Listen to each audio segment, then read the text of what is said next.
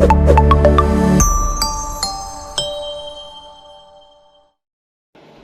الخير، كل سنة وانتم طيبين. بمناسبة رمضان هنعمل معاكم النهاردة الدهنة للي ما يعرفهاش. اكيد كلنا ناس بتذبح وعارفين الدهنة. لما بتيجي تذبحوا في العيد وكده، دي الدهنة اللي بتطلع من اللحمة. وفي ناس كتير ما بتحبش بتجيب لحمة بتبقى فيها زي دهنة، فما بتحبش فيها السمين اللي زي كده.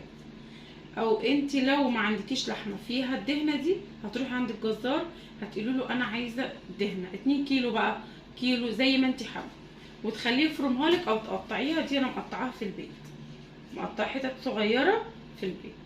فانت هتجيبيها بتقطعيها بالشكل ده، وهتسيحيها وهتعملي منها احلى سمنه بلدي، بتبقى طعمها في الاكل عسل، بتبقى بجد حلوه جدا. هنعمل معاكم دلوقتي طريقه عمايل ازاي نسيح الدهنه وازاي نخليها زي السمنه البلدي. ماشي تمام. فاحنا دلوقتي ايه معانا؟ زيت ومعانا لبن. ده كيلو لبن، ودول 2 كيلو ونص من الدهنه. هنعمل ايه؟ هنفضي الدهنه دي الحله بتاعتنا كده بالشكل ده.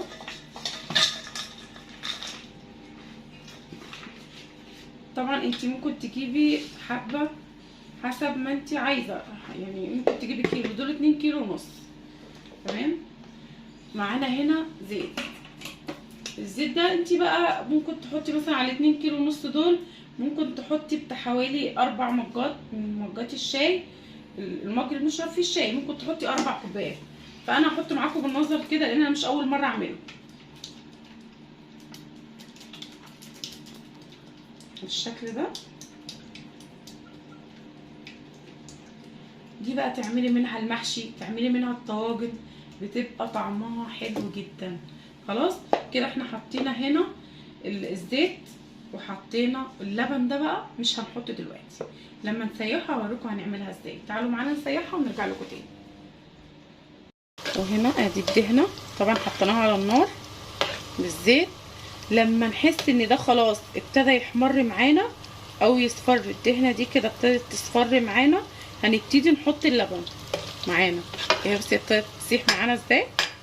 شويه هتلاقي كل ده بقى حبه صغيرين جدا وعموا على الوش وما بقاش فيها، وكل ده كده بقى سمنه.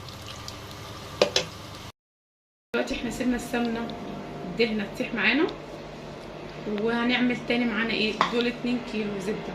طبعا احنا عايزين نوفر. رمضان بيحب السمنه كتير، بتحبي تعملي حلويات، بتحبي تعملي اكل كتير، فبصراحه كده الميزانيه هتبوظ مننا. فنعمل ايه؟ دول 2 كيلو من الزبده عشان يوفروا معانا ويقعدوا معانا شويه. هنجيب 2 كيلو من الزبده، وهنجيب كيلو زيت او كيلو الا ربع زيت، لان عشان يبقى طعمها باين في الاكل، هتبقى طعمها احلى. هنفضيها معاكم هنا بالشكل ده.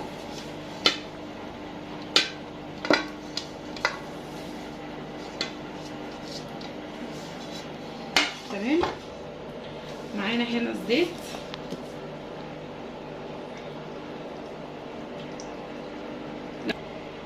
وهنا تحطي الزيت. ممكن بقى تعملي حاجه تانية لو انت عايزاها زبده زي ما هي، مش عايزه طعمها يغير، مش عايزاها سمنه. هتعملي ايه؟ هتجيبي الزيت ده وهتفضيه في اي حاجه انت حله زي كده مثلا، او طاجن انت عايزه تسيحي فيه. هتخلي الزيت يسخن كويس قوي، وهتروحي حاطه شايله الزيت مش على البوتاجاز، هتجيبيه من على البوتاجاز هتحطيه بالشكل ده، وهتروحي مفضيه السمنه دي فيه. هتفضلي تقلبي فيها لحد ما تسيح كده، بقت زبده زي ما هي، ما بقتش سمنه. تستخدميها زي ما انت عايزه. لا انا دلوقتي عايزه استخدمها ان انا اعمل بيها اي اكله، اي حلويات، اي حاجه. فهعملها ايه؟ هعملها سمنه ان انا هسيحها دلوقتي. حطيت عليها يعني دول 2 كيلو من الزبده، حطيت عليهم 4 او 3 كوبايات زيت مثلا، لان كل ما هتقللي الزيت كل ما هيديكي طعم السمنه اكتر. وادي السمنه خلاص، هي كده هتسيح بقى مع نفسها براحتها، بس انت خليكي معاها واحده واحده لان هي بتسيح، عارفه بتبقى شفافه. بصي هي دلوقتي عامله ازاي، تحسي ان هي فيها لبن، عامله زي اللبن تقيله. لا بصي لما بتسيح بتبقى شفاف، وبتبقى عامله زي الزيت رايقه. وادي الدهنه. بصي شكلها بقت عامله ازاي، بصي شكلها، ادي شكل الدهنه. وهنا نزلنا الدهنه من على البوتاجاز وده شكلها. هنحط معاكم اللبن، بس اللبن ما ينفعش يتحط وهي سخنه، بس انا عشان مستعجله فانا هنسقسق سقسقه صغيره. انا بقول لكم عشان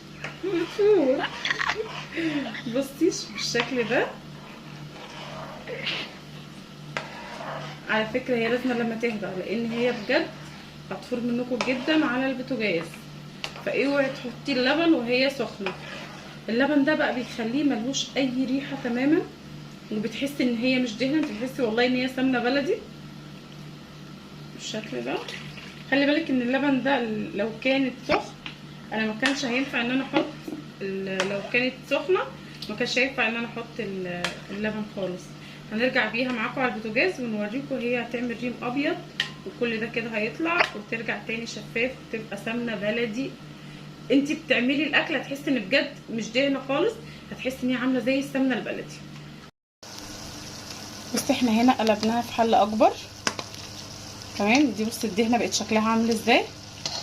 دي الدهنه اللي شفناها من شويه معانا كانت شكلها شفاف. بصي اللبن عمل معانا ايه، كل ده كده كل ده كده هيروق دلوقتي وهتبقى شفاف وهتبقى سمنه. والله بجد بتبقى طعمها عامله زي البلدي، مش هتحسوا خالص بالطعم ان هي دهنه. ماشي، ودي معانا هنا تاني هوريكم السمنه. على فكره السمنه انا ضعفت الكميه شويه، زودت الكميه لان كان عندي كميه فزودتها، هي لسه برضو بتسيح معانا. وادي الدهنه بصي شكلها بعد ما ساحت. تعالوا معانا بقى دلوقتي اوريكم ازاي هنصفيها. بعد ما سيحنا السمنه تعالي منا معايا. بصي السمنه بقى شكلها عامل ازاي. دي سمنه زي ما احنا قلنا. هنرجع نقول تاني، دي 2 كيلو سمنه، بس انا بصراحه دول حطيت اكتر من 2 كيلو لان انا كان عندي كميه تانية. 2 كيلو سمنه مع 4 كوبايات زيت، وهتسيحيهم بالشكل ده. لو انت عايزاهم زبده بس مش عايزاها سمنه، هتسخني الزيت كويس قوي وتشيليه من على البوتاجاز وتحطي عليه الزبده وهتقلبيه، هتسيح فيها هتبقى زبده بس. انما دي سمنه طعمها حلو قوي. بصي وريحتها حلوه، ممكن تعملي منها الحلويات، ممكن تعملي منها كل حاجه، الكحك والبسكوت، تعملي منها كل اللي انت عايزاه بالشكل ده. وهنا بعد ما صفينا الدهنه بصي صفيناها بالشكل ده. بصي بقت رايقه ازاي، بصي الجمال. والله العظيم يا ناس سمنه بلدي، وحياه ربنا دي سمنه بلدي، حرام دي يتقال عليها دهنه. وهوريكم بعد كده وانا بعمل منها الاكل. تعملي منها محشي، تعملي منها طواجن، تعملي منها اي حاجه بالصلصه، بتبقى طعمها حلو يعني. خلاص انت بصي مش هتشمي فيها ريحه الدهنه، هي بصي كلها هتحسي ان هي عامله زي السمنه البلدي بالشكل ده. وده مش هنرميه، ما ينفعش يترمي ده، لو انت ما بتحبوش ارميه خلاص، ما هنعمل ايه. بس انا بصراحه مش برميه، حطي معلقه منه وانت بتعملي محشي او بتعملي طاجن باميه او بتعملي اي حاجه، تحطي معلقه صغيره بيبقى طعمه حلو جدا. واحنا هنا كده من 2 كيلو ونص من الدهنه مع كيلو لبن عملنا سمنه بلدي. سمنه بلدي محدش يقول عليها دهنه، مش هسمح لحد يقول عليها دهنه. ودي 2 كيلو من الزبده مع كيلو الا ربع زيت، وبقت معانا سمنه. تعملي بقى حاجه حلوه، تعملي بسبوسه، تعملي كنافه، تعملي اللي انت عايزاه، هتقعد معاكي مده اطول وطعم حلو جدا. يا رب يكون الفيديو عجبكم. ما تنسوش بقى تعملوا لي لايك وتشتركوا في القناه وتكتبوا لي بقى في الكومنتات هنعمل اكلات ايه او عايزين نعمل لكم اكلات ايه المره الجايه.